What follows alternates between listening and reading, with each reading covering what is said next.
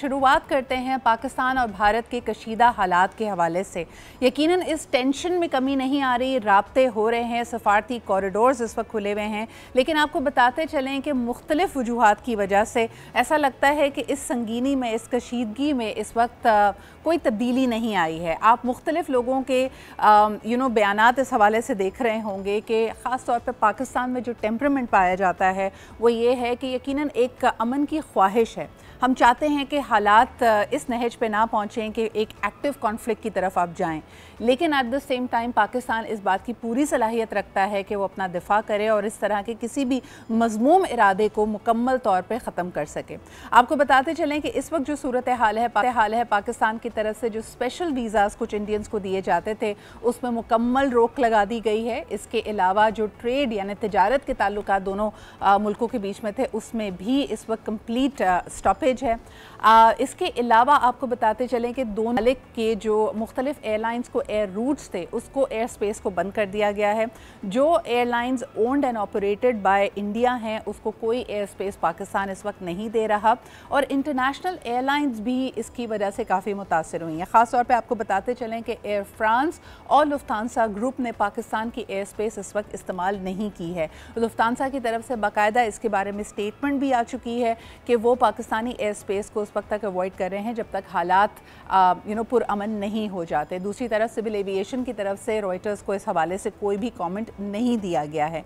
आगे बढ़ते हैं, आपको बताते चलें कि इस वक्त पाकिस्तान भारत की कशीदगी की ये सूरत हाल है। आबी दहशतगर्दी जिसको कहा जा रहा है, यानी इंडस वाटर ट्रीटी को पहले ही थ्रेटन कर चुके हैं वो, लेकिन साथ साथ आपको बताते चले कि इस वक्त चिनाब में, पाकिस्तान में जो दरियाए चिनाब है उसमें पानी कई गुना कम कर दिया गया है और इसका रुख मोड़ कर भारत के 3 रिजर्वॉयर्स को इस वक्त फिल किया जा रहा है। हालात किस तरफ जा रहे हैं आइए इस पर तबसरा करते हैं। हमारे साथ मौजूद हैं सिलिस्ट जनाब अब्दुल्ला हमीद गुल साहब। अस्सलाम वालेकुम सर। वालेकुम अस्सलाम, सुबह बखैर। आपको भी सुबह बखैर। मुझे बताइए कि इस वक्त रॉयटर्स की रिपोर्ट ये कह रही है कि न्यू दिल्ली ये प्लानिंग कर रहा है कि अपनी रिजर्वॉयर की जो होल्डिंग कैपेसिटी है उसको मज़ीद बूस्ट कर सके ताकि 2 हाइड्रो इलेक्ट्रिक प्रोजेक्ट्स को वो इस हवाले से सपोर्ट कर सके। इसको यानी it seems a lot of people are predicting it, यानी कई सीनियर थिंक टैंक्स ने भी इस हवाले से बात की। आपको याद होगा कि जब कई साल पहले अमन की आशा के हवाले से बात हो रही थी तो अमेरिकन थिंक टैंक्स का कहना था कि eventually Pakistan will have to fight for its waters. क्या मामला उसी तरफ जा रहे हैं अब्दुल्ला साहब? बिस्मिल्लाहिर्रहमानिर्रहीम, बहुत शुक्रिया जी। बिल्कुल ब्रुकिंस इंस्टीट्यूट की और पीयू कॉर्पोरेशन की ये रिपोर्ट थी कि Pakistan is going to fight fight for its water and the third world war is going to be on water. ये तो हिस्टोरियन सारे लिख चुके हैं और प्रिडिक्ट कर चुके हैं, बिकॉज वो टेरिटोरियल, वो रिलीजन और वो इकोनॉमिक एक्सपेंशन के ऊपर नहीं होगा बल्कि ये पानी के ऊपर होगा। तो बहरहाल दुनिया में 2.7% फ्रेश वाटर जो है वो अवेलेबल है और पाकिस्तान जो है first 25 countries in the world में आ गया है जो वाटर स्केर्स कंट्री हैं और जहाँ पानी की शदीद किल्लत है।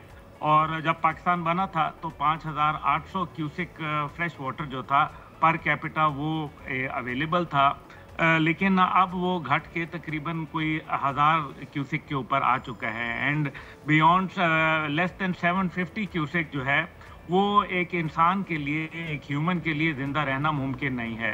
तो ये बात तो बिल्कुल दुरुस्त है कि ये हमारी जो आबी जहरियत भारत की जानिब से है और इसके ऊपर तो हमें आज नहीं तो कल स्टांस लेना पड़ेगा। बेहतर यह है कि जंग का माहौल बना हुआ है, पूरी दुनिया की तवज्जो भी जो है वो पाकिस्तान और इंडिया के ऊपर मरकूज है। 2 फ्लैश पॉइंट्स हैं न्यूक्लियर के, तो इस वजह से ये जो मामलात हैं ये सिर्फ अभी वक्ती तौर पर अगर हम समझें कि जंग के बादल जो है वो टाल दिए जाएं तो मेरा ख्याल है कि ये कोई ज़्यादा दानिशमंदाना इकदाम नहीं होगा। अब्दुल्ला साहब, एक सवाल आपसे करना चाहूँगी। मुझे बताएं कि The last war that Pakistan and India, जो एक्टिव कॉन्फ्लिक्ट हम रिकॉर्ड करते हैं, दैट वाज द कारगिल, यानी वो भी तकरीबन 20-25 साल पुरानी बात है। क्या इस 20-25 सालों में जबकि हम 3 मुकम्मल जमहूरी टर्म्स देख चुके हैं, भारत को किसी तरह से भी पानी के मामले पे इंगेज करने की कोशिश की गई? यानी कई दफ़ा हम देखते हैं कि दोनों मिनिस्ट्रीज़ की तरफ से, वाटर डिपार्टमेंट्स की तरफ से हाई लेवल मुलाकातें होती हैं। बाकी मामलात अपनी तरफ ट्रैक 2 को भी इसीलिए इनिशिएट किया गया था कि इन बड़े अहम मामलात के ऊपर कोई बासगश्त हो सके। Have we fail to engage, या भारत ने इसमें थ्रू आउट बड़ी एक स्नॉबिश बिहेवियर अपनाया हुआ था? What happened? हम इस पॉइंट तक पहुंचे कैसे हैं? देखिए, पहली बात यह है कि इंगेजमेंट तो मुख्तलिफ लेवल्स के ऊपर जो है वो चलती रही हैं, और इंडिया हमेशा से ये बात करता है कि जी वो हमारी जो गवर्नमेंट्स हैं उनके साथ डील करेगा। लेकिन बहरहाल क्योंकि यहाँ एस्टैब्लिशमेंट का भी एक किरदार है जिसको आप डिनाई नहीं कर सकते, थर्ड वर्ल्ड कंट्रीज़ के अंदर ये इश्यूज आते हैं। लेकिन हैविंग सेड सो, असल बात यह है कि भारत इस मामले पे आना नहीं चाहता। वो हमारे साथ ट्रेड करना चाहता है, वो हमारे जो है वो एयर रूट से इस्तेमाल करना चाहता है, वो पाकिस्तान के साथ मामलात को ठंडा करना चाहता है, लेकिन वो कश्मीर को ऊपर को जाता। देखें, अगर पाकिस्तान जो है उसका इंडस वाटर ट्रीटी के जरिए तो 2 दरियाओं में पानी जो है वो ज़ाया हो रहा है, जिसमें कोई शक शुबा नहीं है, तो इंडिया भी जो है वो रावी और सतलुज और ब्यास को ज़ाया कर रहा है। और जहाँ तक होल्डिंग कैपेसिटी की बात है, let me be very fair and square to you.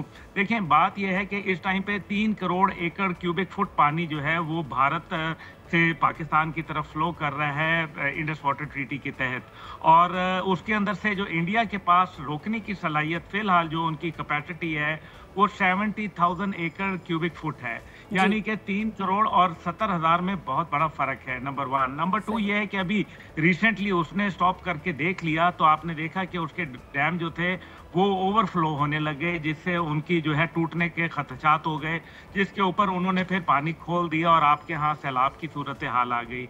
लेकिन ये चीज़ें चलती रहेंगी। जैसे कि मैं पहले गुजारिश कर रहा था कि ये टाइम है, हम दुनिया की तवज्जो का मरकज़ बने हुए हैं, हमें चाहिए कि इस टाइम पे दुनिया को कहें कि अभी तो शायद ये 10-15 दिन महीना जंग टल जाएगी, लेकिन आगे अगले 6 महीने में फिर हम दोबारा we will be on the brink of the war. तो फिर बेहतर यह है कि ये और दूसरा, अगर हम पठानकोट के वाक़े को देखते हैं और उसके बाद the then prime minister of Pakistan had already pointed out कि आप पहलगाम जैसे फॉल्स फ्लैग ऑपरेशंस या अटेम्प्ट्स देखेंगे। इस वक्त जो सबसे बड़ा सवालिया निशान है कि इंडिया ने इस वाक़े के चंद ही लम्हों बाद इसका सारा इल्ज़ाम पाकिस्तान पे थोप दिया, लेकिन वेस्टर्न दुनिया में और ख़ास तौर पे जो सफारती कॉरिडोर्स में उसने एविडेंस देना था, जिसकी वजह से शायद उसकी जो भी एक स्टांस है उसको तक़वियत मिलती, लोग उसके पीछे खड़े होते, वहाँ पे एक बहुत बड़ा गैप मौजूद है। अब्दुल्ला साहब, इस वक्त what is the world thinking? क्योंकि क्रेमलिन से लेके वाशिंगटन तक ऐसा लग रहा है पीपल आर कंसर्न्ड, कॉल्स की जा रही हैं, the diplomatic corridors are working in overdrive, लेकिन साथ ही साथ पाकिस्तान की नेशनल असेंबली की तरफ से बड़ा वाज़ेह पैगाम भारत को दिया गया है कि किसी भी मिस एडवेंचर से वो गुरेज करे। और प्राइम मिनिस्टर शहबाज शरीफ साहब ने कहा है कि रेड लाइन है, Indus treaty is our red line. What does that mean? Where are we heading? देखिए, वो तो हमने पहले ही डिक्लेयर कर दिया ना, नेशनल सिक्योरिटी काउंसिल के अंदर जो है वो हमने ये डिक्लेयर कर दिया कि वो पानी के ऊपर अगर कोई प्रॉब्लम आएगी तो this will be considered an act of war. तो जाहिर है फिर ये जो आपने जो मिसाइल के तजुर्बे किए हैं पिन पॉइंट एक्यूरेसी के साथ, तो ये तो this is a loud and clear message to India कि ठीक है, फिर डैम बना लो। डैम बनाने के लिए फिर डैम तोड़ने तो आसान होते हैं, you will not be able to hold this. और फिर जाहिर है वो इंडिया भी रिटेलिएट करेगा इस बात पे। लेकिन वही मैंने आपसे कहा ना कि ये जंग तो होगी। देखें, इसमें तो मुझे लग रहा है अगर इंटरनेशनल कुव्वतें जो हैं अपने अहकामात को और अपने मुआहदात के ऊपर जो है अमल दरामद से कासिर रहेंगी तो व्हाट विल हैपन, फिर दो कंट्रीज जो हैं वो दे विल फिर वो तो जाएंगी वॉर में। तो और दोनों न्यूक्लियर देखें ना, इंडिया अंडर एस्टिमेट कर सकता क्योंकि बाकी ठीक है, उनका नंबर गेम में, न्यूमेरिकल नंबर में वो हमसे आगे हैं बहुत सारी चीज़ों में। लेकिन जहाँ आती है न्यूक्लियर ताकत तो जाहिर है फिर उसके अंदर हम जो है वो हम पल्ला है। दूसरी बात जो उसके अंदर आपने कहा, for the first time after a very long time मैं देख रहा हूँ कि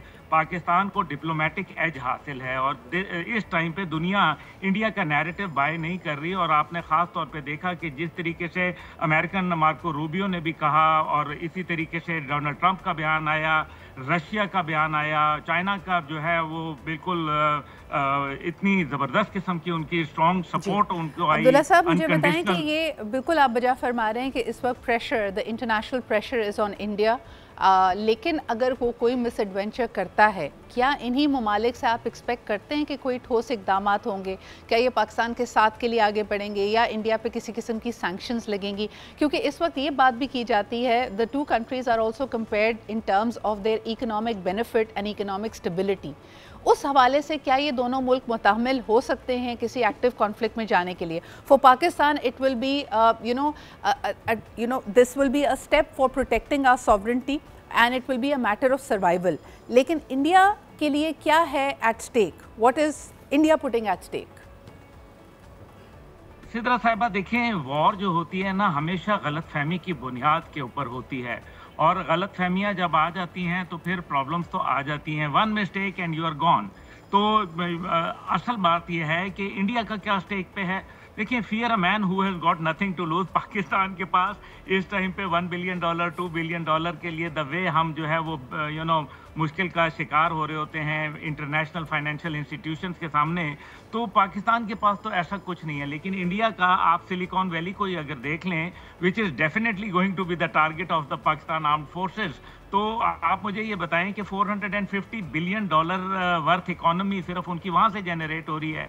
तो फिर आप यू टेल मी कि इंडिया का तो बहुत कुछ स्टेक पे है। दूसरी बात यह है कि ये वॉर मुझे होती नज़र नहीं आ रही फिलहाल। उसकी वजह यह है कि PSL चल रहा है इंडिया में, वहाँ करोड़ों अरबों लोगों के लगे हुए हैं 25 मई तक। दूसरी बात यह है कि आप देख लें कि जो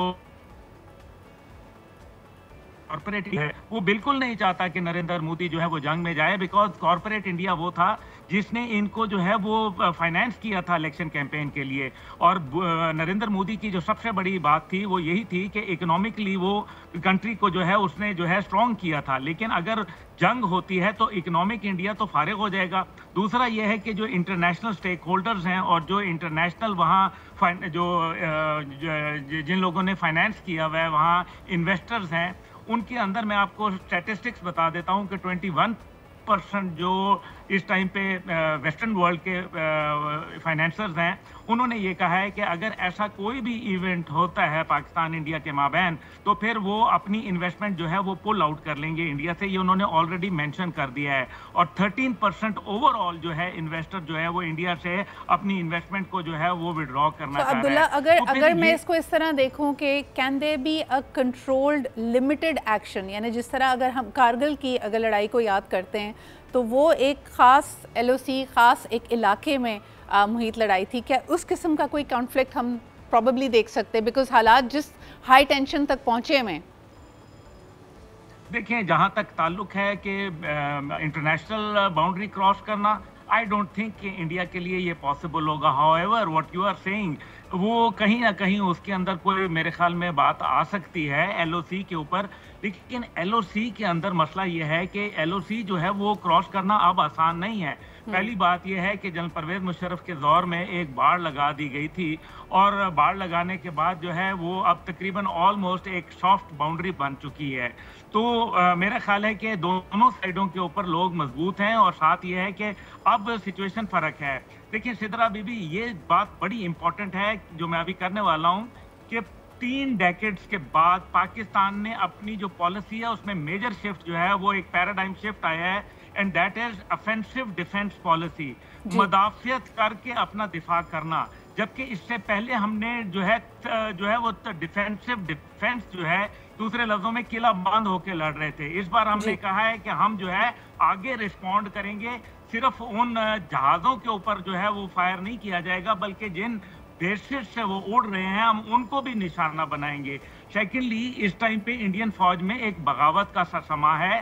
3 जर्नैलों के मुतालिक तो आपको भी इल्म है, लेकिन for your information and viewership के लिए मैं ब्रेकिंग न्यूज दे रहा हूं कि इंडियन नेवल क्राफ्ट जो था एयर कैरियर विक्रांत, उसके जो कैप्टन है कैप्टन हरिंद्र सिंह, उसको गिरफ्तार कर लिया गया है। ये बहुत बड़ी न्यूज है। दिस मींस के नेवी के अंदर भी जो एक सिख ऑफिसर है जो it is a big news that you giving us Abdullah साहब, बिकॉज जैसे आमतौर पे एक तासुर ये भी आ रहा था कि इस दफ़ा हो सकता है जो शुरुआत हो किसी एक्टिव कॉन्फ्लिक्ट की वो नेवल सरहदों से हो, या Pakistan and India might go into war in the waters. So बहुत बहुत शुक्रिया आपके हमारे साथ मौजूद होने के लिए, ये बड़ी ख़बर से हमें आगाह करने के लिए। देखें, war Pakistan has always maintain is no victory, it is a tragedy, लेकिन पाकिस्तान हमा वक्त तैयार है बिकॉज़ ये अब जो मामलात हैं वो हमारी सॉवरेंटी, हमारे सर्वाइवल की तरफ जा रहे हैं। So India should actually be very very careful when it attempts a miss adventure.